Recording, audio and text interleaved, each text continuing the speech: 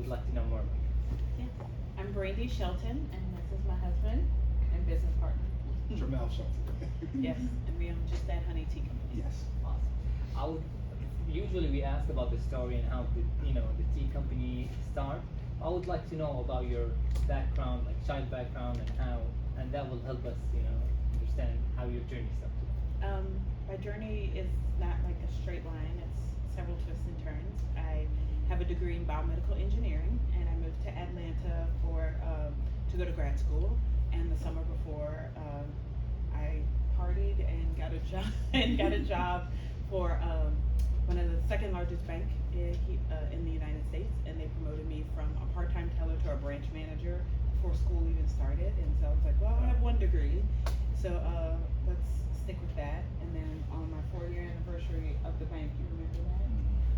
I quit and went back to school for fashion design, and so I did fashion design and marketing, and spent a couple of quarters abroad and traveled quite a bit, and enjoyed tea, and came back and was a wardrobe stylist for movies and a whole nother job, and then I started a tea company. I will come back. Wow. I knew I should have went first. That was so much more interesting. My story. My name is Jermail again. I'm originally from Springfield, Massachusetts. I've been in Atlanta since '96. We actually, funny story, we moved down here the same week. We didn't meet each other till like years later, but we moved down here the same week in '96, the week of the Olympics. Came down here to go to Valdosta State University. Quickly realized that Valdosta was very, very country. No disrespect to anyone that's from Valdosta, but it was kind of out of my lane, so I decided to stay with relatives here in Atlanta. Always have been in sales. I've sold everything from Kirby vacuum cleaners to real estate to now tea. I love connecting over cups of tea or just in personal. I just love that human connection. So we always say we make a pretty good team. Brandi makes everything look beautiful. And then I go out and try to, go out and get people to love what we produce. From reading your story, I understand when you traveled abroad, you started your passion with tea. Yeah. If you could tell us your story when traveling and what countries did you go and what type of tea is it? So if you've ever been to Morocco, they generally, with tea service, they generally leave an extra cup. And that extra cup is for you to bring a friend. Or they anticipate a stranger to come along and just have a cup of tea.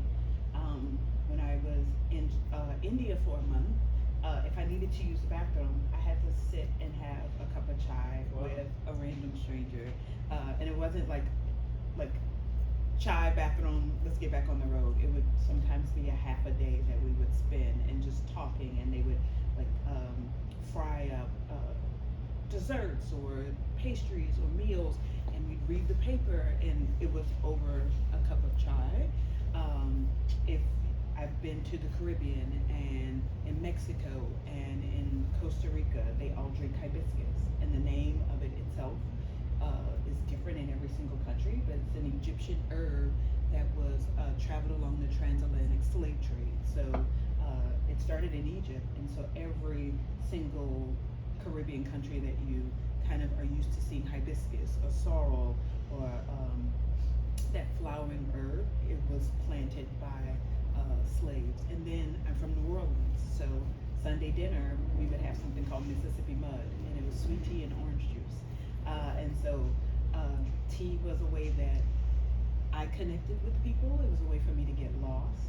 It was a place that I didn't feel alone, because I could go into, instead of going into a coffee shop, I would go into a tea shop, and I would find out what the locals would go to in their town, or I'd learn about a concert, or meet a new friend, or just read a book and get lost. So tea was that way that I was able to kind of find something, and then holding that cup is powerful all in itself. So here we are. 3 regions of the world and different type of teas. What did you learn from each region? Like, how is it different and how is it similar? The difference is the process. So they all come from the Camille sinensis bush, which is a plant that can only be called a true tea. And so the processes of the way that they make it is different, even at the way that they serve it. Whether Turkish tea, or like in Kashmir, India, they add pistachios and rose petals to their tea. Chai is different in the north versus the south. Green from China is completely different than your green tea from Japan, or Taiwan, or Indonesia. All of those are a little bit different. They all start from the same bush, and they all are a way for community. I mean, it's the second most enjoyed beverage around the world. Water's first. I thought coffee's first. No. No. Only in the US. And with this exposure to the world and the teas, did it like inspire you to say, okay, when I come back, maybe I would like start a coffee shop? How did the coffee shop idea start? So I came back and I was a wardrobe stylist, and this was pre-union. They didn't have unions in Atlanta, and so people from LA or New York, they would film or shoot here because the weather was nice about 10 months out of the year.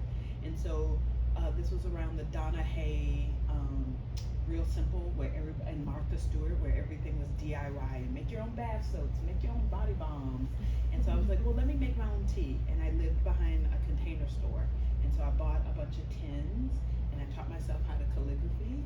And I would like hand write all of the tins, and I would give it as gifts and like a business card to say, book me again on a job if you're ever in town. And a corporate client, one of my clients for styling, was like, the tea was so good. Can I get 10 of them for a gift? And I was like, okay. And then another stylist was starting a soap company. And so she was like, well, I'm doing a festival. I'm doing the Emmett Park Festival. You should apply for it and we can put our tents next to each other. And I was like, oh, so I make tea. Okay. And then we started at Piedmont Park Farmers Market, and that was 15 years ago. And we're still there now. And then I got my first sales rep on Craigslist, and before Craigslist was scary, and so I did that, and then I started doing trade shows. I did the Atlanta trade show, I did Toronto, I did Chicago, I did Dallas, and started getting into smaller shops, and then opened a brick and mortar. So the store was like after. Oh yeah, the store was 8 years in. 8 years, okay. Yeah, because We can tell them the story about how the store happened. Of course. So when we, no, I'm not. But I think it's part of before I this. listen to this part of the store, you joined her before the store, right? Yes. Well, After. After the store. But I've always, I always call myself that free labor, right? So when we were getting ready for festivals, Jermail, load this up, bring this, right? So at that time, I was not fully into Just Add Honey, but as a husband, I was fully into Just Add Honey.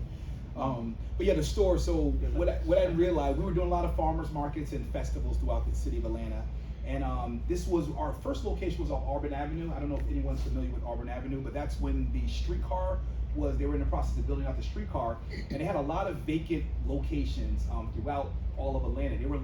It didn't make sense for them to have the streetcar bringing visitors, but when they would get off, they would have nothing to go to. So they gave a grant to, what was it, like 9 or 10 different businesses just to try it out. They would give us like 6 months free and just to kind of test our product. And $500. And $500, which we thought was a whole lot of money. A lot of crazy stuff. So Brandi filled out the application, turned it in, had no idea what was going on. We were headed to San Diego, was it, to go visit some friends. And on the way to the airport, Brandi gets a call like, oh, you all have been recently announced as one of the winners. The store has to open up in a week and a half. We had a week vacation to San Diego. So literally from the time we hopped back off the plane back in Atlanta, we had about 4 or 5 days to build out this whole location. And our current location looks so much better if you look at pictures. But this first location was built from literally IKEA, our Blue Moon and IKEA. Blue Moon and Nancy's Pizza. But we would have things like our cash register was made out of a bookcase, right? Everything was IKEA bought. And we literally put it together in 2 nights, and we opened our doors, and the rest is history. And I always say that oftentimes being inside of farmers markets and festivals is one thing for a person to purchase your product and go home to enjoy it.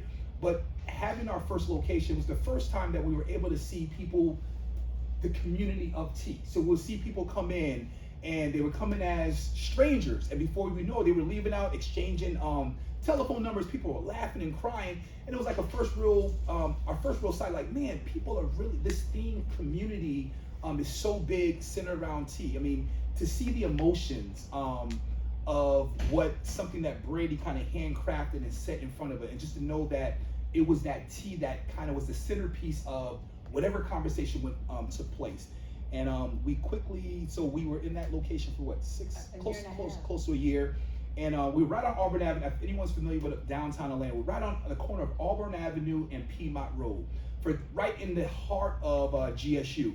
For those that know that area, anytime after 7 p.m., it gets real down there, right? So there was this thing which we didn't know about. A lot of the professors and businesses at GSU, they were telling all the students, listen, don't go down, don't make this right-hand turn. So literally for the first year, 6-7 months, I was out there every day passing out free tea. We were just trying to get people to make that right-hand turn to come inside our location, because we felt once they came in and experienced our location, they would come back. I did almost everything but put on a teapot costume. And we finally got maybe like 9 months in, we finally got to a place where we had steady traffic, and for some reason the landlord thought that we were making far more money than what we do, because when it was time to actually do a full-term lease, he went up like 55%, like it was ridiculous. 55%. So we were kind of right back to the drawing board as far as finding another location. But again, it was our first real experience with seeing people gather and that community over a cup of tea. And it's something that we absolutely fell in love with. So by sampling, like next to the store, that's how you attracted people to come and then have an experience. Just get them in the door. That was my. We would roll a cart sometimes, and we had a sign, and we remember the dolly, and we would roll it out and be like, here's some free tea. Here's even a coupon for some free tea. Just come and try inside, and that changed. Manufacturing for like maybe or selling to like in farmer markets for a couple of years, and then having the first retail store. What's the difference? Like what was like shocking, like operational wise and maybe customer wise? The management of people. I think, and still, as a storefront, managing people and their emotions and the overhead, it's something that we love when it's going well, but when it's, when people are living in real time, right? And we have our employees that are going through real things. So having to sometimes switch from your business owner hat to your counselor hat, just to kind of walk. So we hired a lot of college students, and college students, they were away from home, so we played the counselor role more times than we probably wanted to, but it was all 23 employees under 30. So yeah, that answers. Yeah, so that's probably the biggest. That, and of course the overhead, right? Yeah. Farmers markets, you can go and set up and spend $25-$30. You're there for 4 or 5 hours. You pack up and leave. The store, it's consistent. That bill is coming every single month. From what I understood from the coffee market, it's an early. I know you don't like coffee, but it's No, an I early, do. I drink Yeah, coffee. we sell coffee and express. Yeah. Yeah. Oh, okay. Yeah. So I see like there are more of the businesses in the morning. Like people come, get their coffee and they leave. Is it the same with tea shops? Or people like, how do people use tea? We call it all day. I mean, coffee, generally, most people have an adverse to caffeine after a certain time point, right? So we have our morning birds, and we just changed our hours maybe about 6 months ago. We're 7 to 7. So we used to be 8 to 4, and so we were a second cup space at the 8 to 4, and the second cup means you came into the office with a cup of coffee, and then you came to us for a second cup. So the traffic at 8 o'clock was dead, and they didn't come till 9:30, 10. So by having a 7 a.m. opening, we were first and second cup. We were first cup to the people that lived in the neighborhood, and we were the second cup to the people that worked in the neighborhood. So that helped change tremendously. That 1 hour difference helped change tremendously. So you've got your coffee morning people, you've got your tea midday there. We're also their second cup, because they came in with coffee, and now they can only have a cup a day, and so then now they're here for a cup of tea. Then you have your lunchtime crowd that comes in for lunch. We also have your co-workers. They come, co-working space people, and they come and sit all day.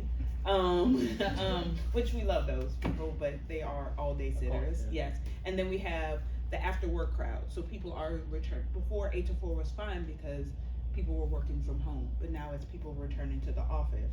When we were closing at 4, we had people come in at 3:55. Now that we close at 7, we have people that come in at 6:55 because they're still coming from work, and before they go home, we are that route before they head home as well. I'm a night drinker for coffee and tea. Oh wow. Yeah, and I would love. My dream is to find like a coffee shop or that will open until like late because I don't go like bars and I would love that. So maybe a test. Maybe like once I think like when you're saying when you increase the time, you will have more customers coming in. Well, we experimented with it. We had something called Last Call, and we had two craft what are they called? Craft cocktail makers, two women, and they would make craft mocktails with their teas and fun flavors. And that we stayed open later, and it was like for those dry drinkers, those people that don't want alcohol in their beverages, but they still want to socialize. And so we tried it, and it was very successful. It's also a labor, to stay consistent with it. That's true. We're also very fortunate where our current location is off the East Atlanta Beltline. So just based off where we're located, we get a lot of traffic, just people walking. So that's been very helpful as opposed to our first location, which was more of a destination space where you had to want to be there. You had to want that cup of tea. You're not just kind of walking by and just kind of bumping into it. So that's been very helpful, that location. I see many restaurants, they're struggling in the built line, but I think it's an opposite story with you. How is being in the built line? Do you recommend people to open like a restaurant, a coffee shop, a coffee in the built line? Because I feel like people are just walking. Your product is good. They could grab it, drink it in the way, but We definitely don't recommend any coffee shops on the Beltline. It would be horrible business. It's also finding that sweet spot. I mean, we were really creative with the space. When we were in the Sweet Auburn Market, I knew we wanted to have a second location, and I would just literally, I'd say I'm on my way home, but he knew that meant an extra 30 minutes because I would just drive around and get lost looking for retail. And so we were able to, this one phone number I took down, and I called, and I called him, and he was like, I think I have, based on what you say you're doing, I think I have a space for you, but it's gonna be gone soon.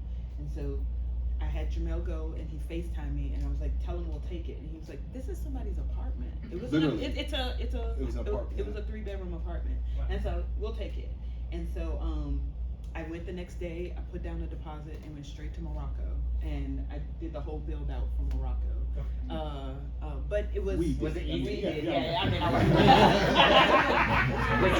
What's going on here? yeah. No, he didn't go. No, I was here. Sorry. Yeah, you know. Not in front of the audience. There's a pattern with this retail thing, obviously. Sorry. I want to go to Morocco and do my baklava too. Yes, exactly. Me too. Was it easy to convert that residential setting to a store? No. Like I will understand with regulations. Electrical, water, Just Department of Ag. Yeah, Department of Ag. Y'all been awesome. Y'all have been awesome. Yeah. And so we even took the space next door and converted it as well. So we kind of own the block, and we were creative, and we kind of made it work. How long did it take? A month to just for people? About a month and a half to build out. Yeah, that's not bad. Yeah, that wasn't that. It wasn't IKEA stuff anymore. No, that wasn't IKEA stuff. We leveled up. But we just got lucky, right? Anyone who has a brick and mortar, each location, I remember our build out for the Sweet Auburn Curb Market was a little bit more challenging than this location. So I think as time progresses, you just get better at what you do, and you just know what to look for and what things, like when the contractor is saying one thing, it's like, I've done this, I've been around the block, sir, no, that's not how it works, let's do it this way. So the more we do it, the better we get at it. So it made it, while it did have its challenges, I think because we had a little bit more knowledge about what we were doing, it made life a little bit easier for us. I see like a unique thing in your store. When I go to like a coffee shop or stores, I see like the products in the back. But in your case, usually your products in up front, and you give people. Why do you do that? Like, why is that? Like, for me, it's like unique. Like, I see the product, up front, I can interact with it. Did it come from experience or just? Well, just I like to study people, and I did retail for a while, and I realized you watch Instagram and TikTok, you only have so much to capture that person. And if you came on the belt line and you stumbled upon us, I need to get you right away, because otherwise you feel like, what is this? What are you trying to sell me? Yeah, what are you trying to sell me, and I came in the wrong door. So that is for the people that haven't been there before. For the people that have been there before, we're in the business of tea, so I want you to have, you're gonna see tea as soon as you walk in the door. And we wear T-shirts, and we always have something brewing. So we hit you with all 5 senses the minute you hit the door. The music, we have music that changes monthly based on the mood. Like March, it was only women's music, like, because it was Women's History Month. In October, we're probably gonna play Thriller all day long, So it's one of those things, we hit you with all 5 senses so that you, like, something about it is going to make you slow down. It's almost like you're home away from home. That's kind of really our thought. When you're there, we want to create an environment where you don't want to leave. Now, we do have people that spend quite a few hours there, right?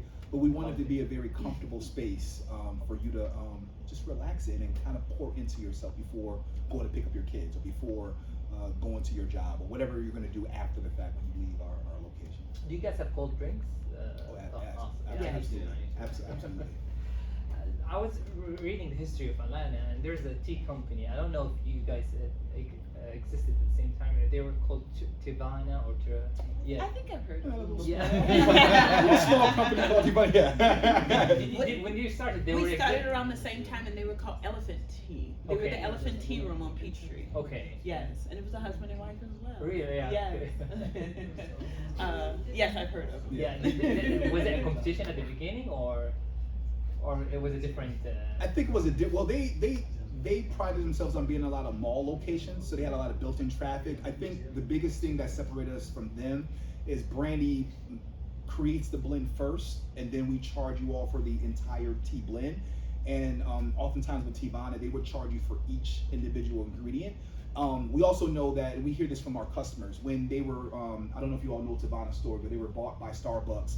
And when they were bought out, a lot of customers said that you can feel the difference, right? When you're being owned by a larger company and you have to make those numbers, it didn't really feel like a tea experience. Like, there shouldn't be a pressure. You shouldn't feel pressure to purchase tea. Tea should be the last thing. You should feel comfortable and relaxed.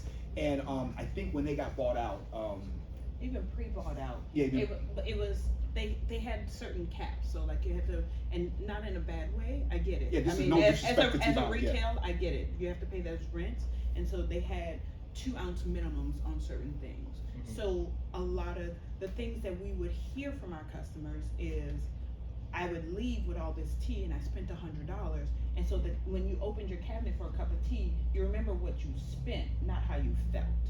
And so we wanted to change that perception, because most tea drinkers don't have just one brand. Nobody's brand loyal to tea for the most part. So we wanted you to see our brand or our packaging and feel a certain way, and it wasn't associated to $1. It was associated to a feeling. Like, oh, I got this mint because my grandmother used to give it to me when I didn't feel well, or I got this green tea because it reminded me of my trip to Japan, or whatever. That is the feeling that you wanted to get, not how much money left your bank account once you walked out of the door. So that is how we tried to set ourselves apart. But it was hard when we first started, because loose leaf tea is not, it's readily available now in the US, but at the time it was a huge learning curve. And the farmer's market was like class 101. I used to only have tea in tins, and so people were like, oh, I even watched how people shop in the farmer's market. So my tins were $15 when I first started. Well, this was when cash was king, and so our customers would shop the farmer's market for all of their produce, and I was an added value item. I wasn't pickles. I was not pickles, but I wasn't cucumbers. I wasn't tomatoes. I wasn't lettuce or eggs. The things staples that they came to the farmer's market for. So if they had money left over, they would come to me. But then it only turned into a gift item. It wasn't something that they wanted in their shelves. So I quickly, and my packaging would get wet if it rained on a Saturday or a Thursday or whatever. So I quickly converted to just jars. And so that's how we operate now, because of the farmer's market customer. We had the jars in glass so you can see the tea, you can smell the tea, you can experience it, and it started out, it's not that much more, but it started out at $4 an ounce. So $4, you had $4 left over if you only brought a $20 bill. And so I was able to quickly convert people from being an added value to being part of their farmers market experience. And also adding like little small things like adding iced tea, right? So because sometimes customers want to bring something to bring home, but sometimes people want to enjoy a cup of tea While as they're they're shopping. exploring the farmers market. So just adding that additional beverage to go allow customers, now we're like their first stop. They're gonna come grab a nice Yeah. tea, and now they're gonna shop for their produce as they go around the farmers Awesome. market. I love how the development of product came through process and experience, and that's what makes unique. This is from the business side, but I see like more of a creative side in building the blend. I'm sure it's not like something everyone could mix tea, but I see like your teas are unique with flavors. Is there a habit or practice that you put yourself in before you create that beautiful? She wakes up at 2 o'clock in the morning. Brandi has like a little notepad on the side on her nightstand, and it used to drive me nuts. It's all good. It used to drive me nuts. It doesn't anymore. But I would see like it'd be like 1:30, 2 o'clock in the morning, and I'll see the light turn on. You're nodding. Yeah. And I'm like, Wake them up every time. Yeah. I was like. and then I see the notebook, and you're trying to get sleep, but you're up because the person next to you's up, and you're hearing. I'm like, what is she doing? And then the next day, she'll be at the kitchen experimenting. What are you doing? It's like, oh, I created a blend last night. I was like, oh, that's why you were up. And now some of those teas, like we have a meant to be. I remember like distinctly when you created the meant to be blend, and that's one of our most popular blends. So that was worth me being up with you. We appreciate your patience. Oh, Excuse thank me. you. I appreciate my She patience. created really good flavors for it. Is it easy to import? Like, from what I understood, I don't think in the U.S. Tea is grown, right? Maybe in South Carolina or North Carolina. Yeah, well, South Carolina, there is a tea company there. It's owned by Bigelow. It's mostly ornamental. It's more like a museum quality. Every now and again, they'll pluck from those leaves to say, grown here. But yeah, it's one of those things. To have a tea farm or tea fields, you have to have a lot of real estate. And unless you're Ted Turner, there isn't a whole lot of real estate to be had to grow in such commercial quality. So that's why you see your Sri Lankan, your India, your China, Japan, Taiwan. Kenya has an amazing tea that we just started carrying. Is it black tea or green tea? Purple. Purple. Wow. Yeah. So that's an amazing tea leaf that we I met them on happenstance. They had a layover in Atlanta, and they stopped at the farmers market, the Sweet Auburn Market, and they all got in car, Uber. And they already had tea. Very similar to you all. Just had the product just ready to go. It's like, who wants to drink this? And they laid over, and we spent like 3 hours together just drinking tea. And then a month later, they sent me a box like bigger than this stove, just full of tea. And they were like, if you ever need tea from Kenya, and I was like, I do. And so that was pre-pandemic, and we created an amazing relationship. So there's tea all in these countries where they have labor. We spent a month in Puerto Rico, and we met this family that owns 80 acres of coffee farms, and their problem was they were losing money because there was nobody to pick the cherries off the bush. So they were literally, coffee was falling to the ground. They were losing money by the minute. So, you need that labor, you need the conditions. What's perfect about a lot of those countries is they have beautiful days like this, and then they have monsoon season, and that monsoon season allows things to die off and regrow again and make more beautiful, more lustrous, more tea.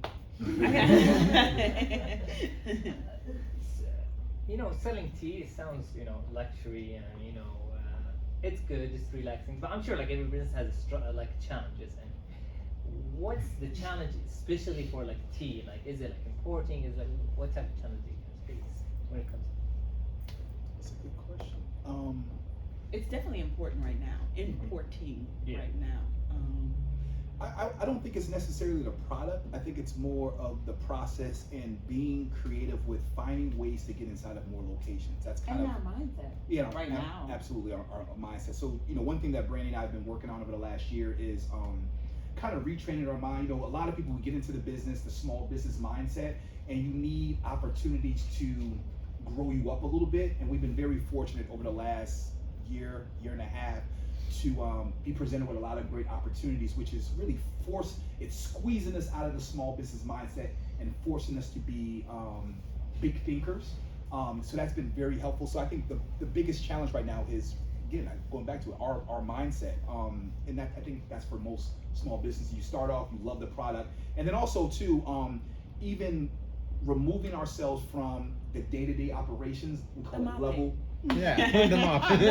The level C activities, which is kind of like serving customers. So we've been very fortunate to have a nice staff. So now we're reconditioning our mind to what does our day-to-day look like? Now that we have somebody that's building the blends and we have people right now at the store that's servicing our customers, where do we spend the majority of our time? How do we really move the needle of this company? And that's been a space that we're getting into and becoming more comfortable with getting into that, right? So now we're having meetings with a lot of corporate execs, a lot of different companies and individuals that I couldn't see this, a few years ago, but it's really forcing us to grow up and to and just to think outside the box and really and not shrink back into wanting small business, right?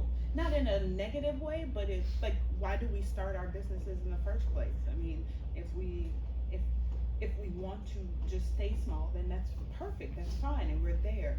But if your goal is to grow, and I'm only speaking to myself right now, shrinking does not serve the mission that you wrote on your chalkboard. Nor the customers, right? Yeah.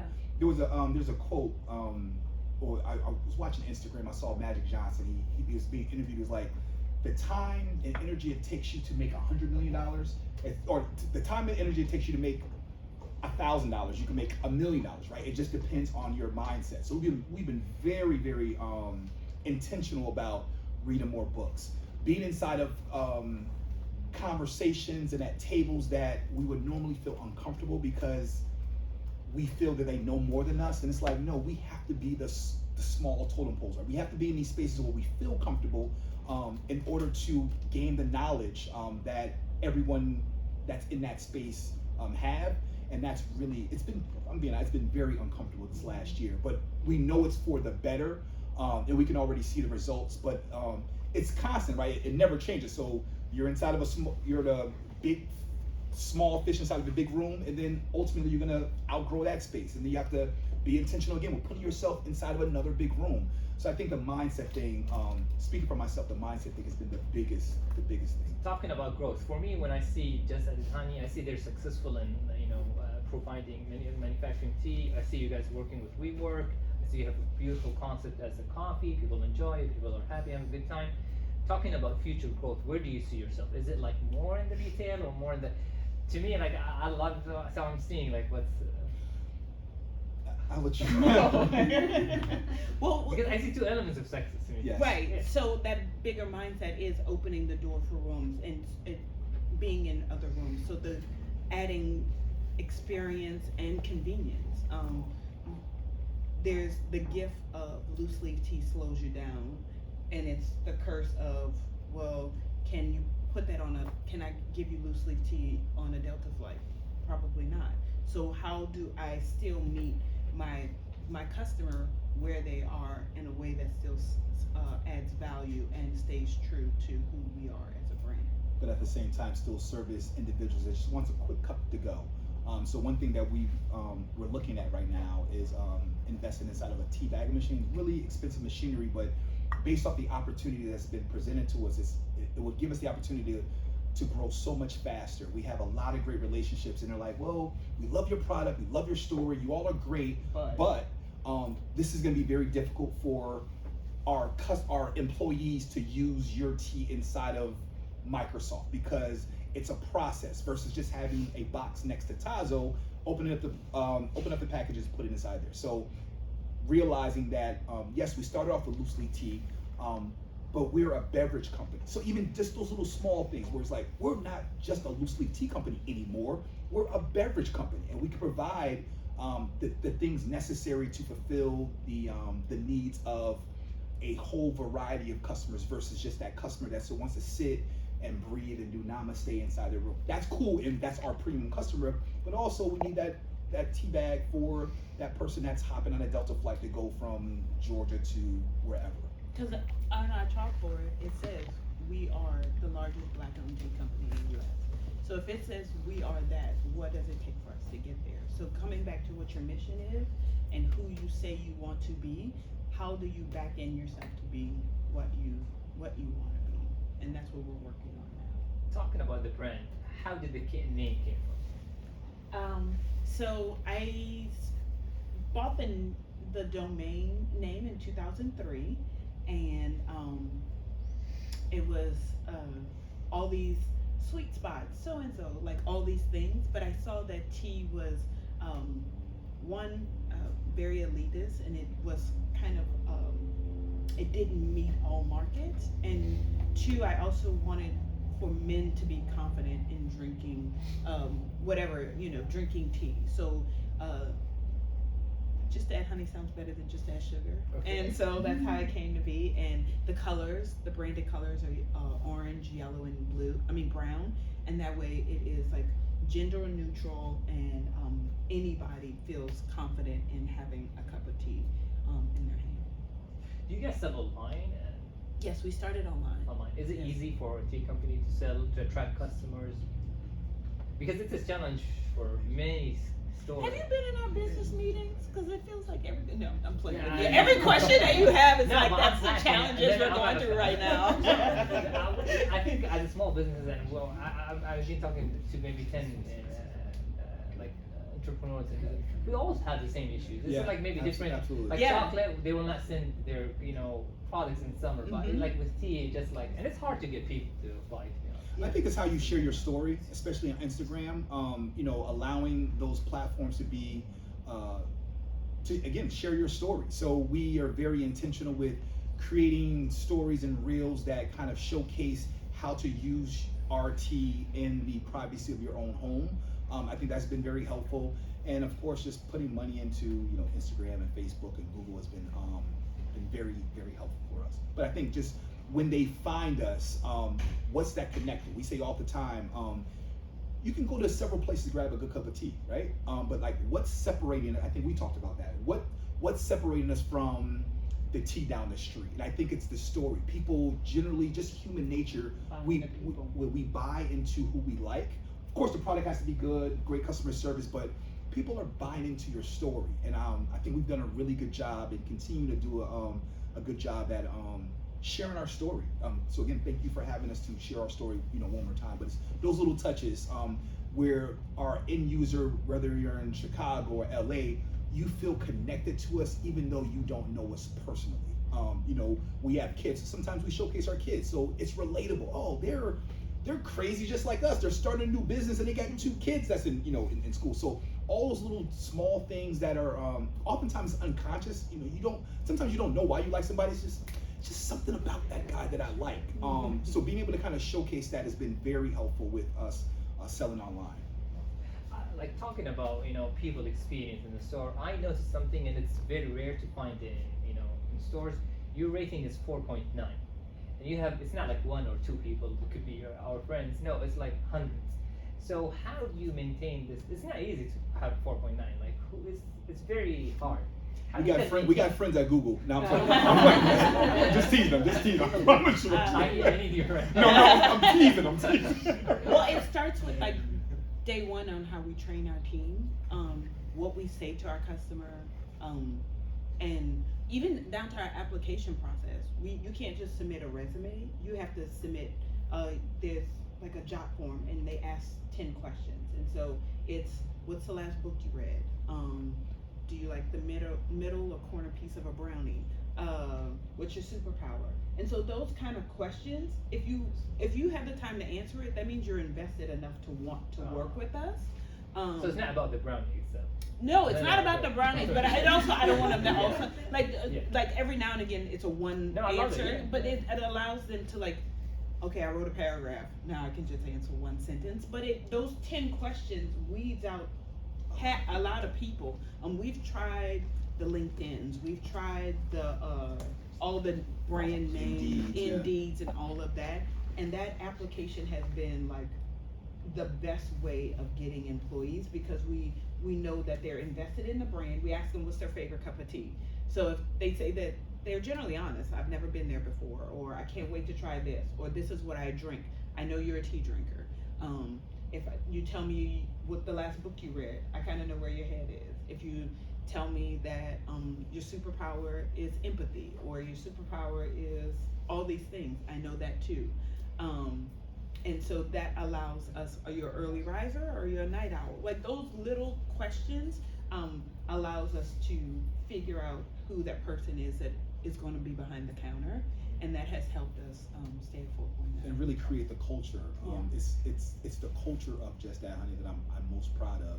People go and you feel connected.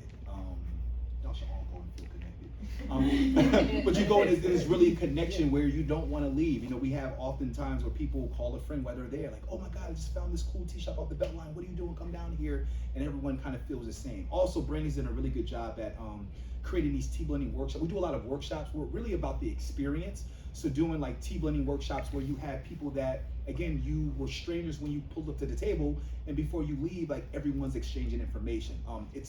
We're very much into the community. Sip and share. Yeah, sip it. Yeah, we have you want to talk about this shit? So during COVID, we have a huge tea party business where we do the 3 tiers, tea party, pinkies up, all the things.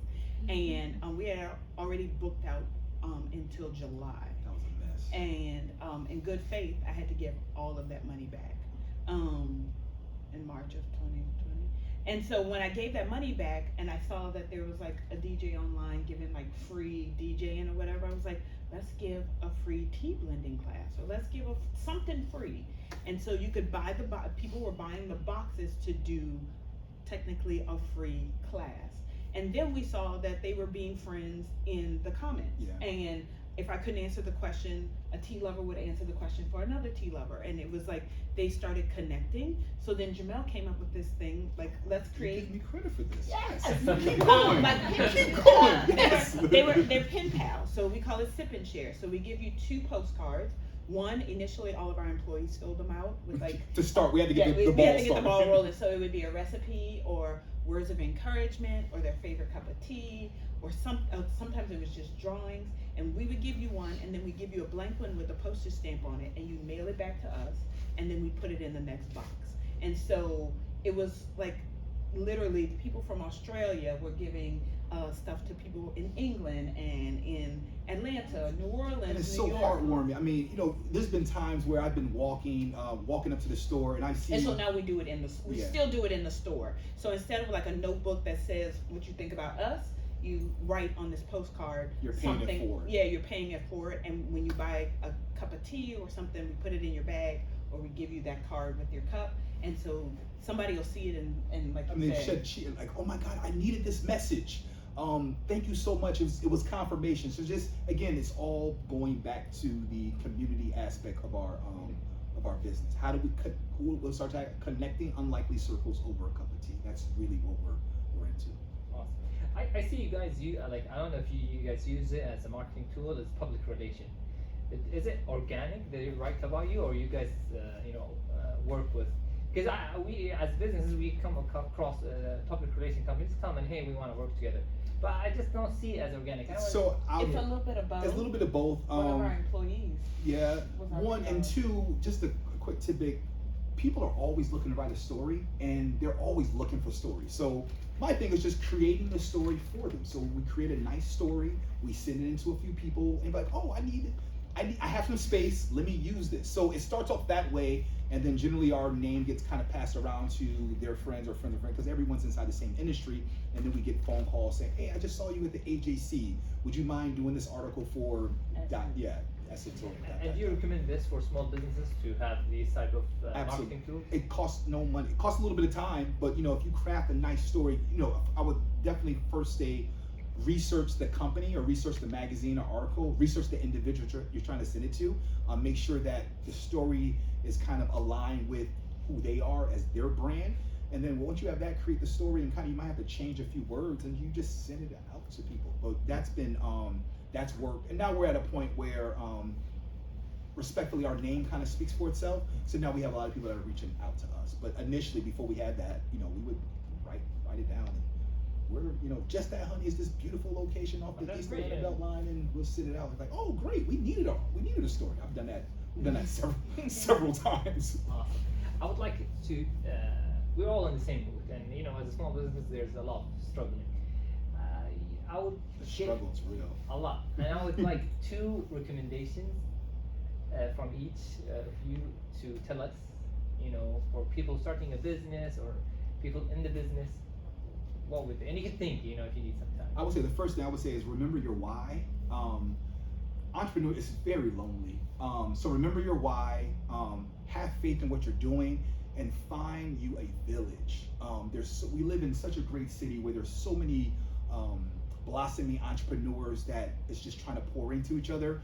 And sometimes you just need that word of encouragement. When everyone has bad days, and especially in entrepreneurship, you just have a lot of bad days. So being able to tap into resources that can give you some words of encouragement, or to offer you some knowledge that you may not know has been very, very important to us. So I would say that would be one. And definitely trust yourself, trust your mission. And what would you add? Join groups and show up for things like this. I mean, you meet, garlic, black garlic. You meet other people that are have more in common than you think. You're Georgia Organics and Georgia Grown, and we are part of a co-working space that's more of like a social club. But Jermail works there almost every single day, and with him working there, he just in happenstance sees other people that he's the tea guy, and so from that, when they have opportunities, he's top of the mind awareness for that. So joining groups and showing up for things that prep has or whatever is super important, because you'll get valuable information, but you'll meet the person next to you that started off as a stranger and can be your a friend or that's listening ear. Yeah. Creating relationships and allowing the business to be a byproduct of the relationship. That's one thing that I have found to be very important, right? Oftentimes we're going into situations like, what's in it for me? And I have the approach of, how can I be a resource? Can I pass you a number? Can I give you something? Like, how can I be a resource to you? And really connecting on a human level.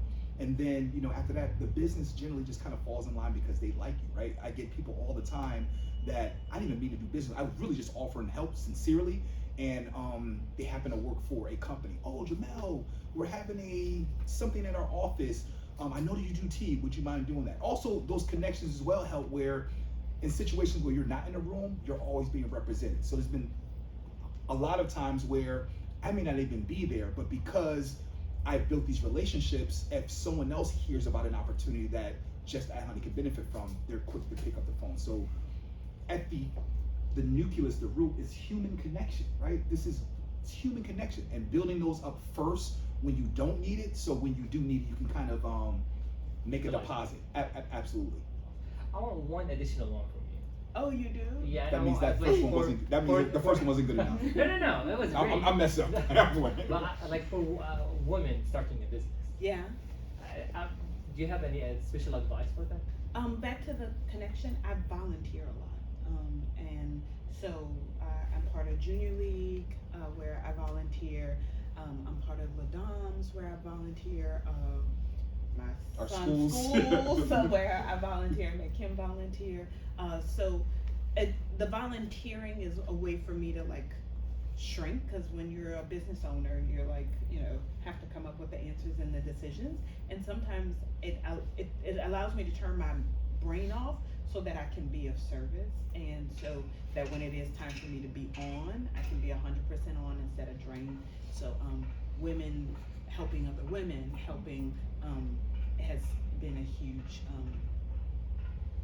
help for like mental and just for the community as a whole. Our last questions before I go, like we get direct questions. I know what keeps you up at night. What keeps you up at night? What keeps me up at night? You better not say midnight. No. just thinking of, like, I love being creative. I love thinking of the next thing. I started a magazine because I needed something else creative to do. So yeah, thinking of the next thing is what keeps me up at night. Yeah. Beside her, like, Really, how to scale to the next level.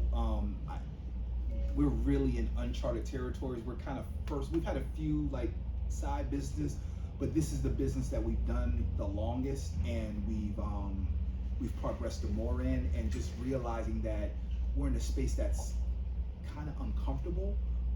And what does next look like? I think that keeps me up probably the most. do you guys support any sport team? The Saints, New Orleans You Saints. see, you're not supposed to say that right now. I'm not supposed to say Nope. it right now? Anything No? Atlanta. We support whoever you all support individually. I haven't seen a sport in a while. And my son just joined the ultimate frisbee team, so I support frisbee. Very biased. We're talking about sports teams in Atlanta, especially the Falcons. Pancakes or French toast? Ooh. Or pancakes. French toast. French toast. Yeah.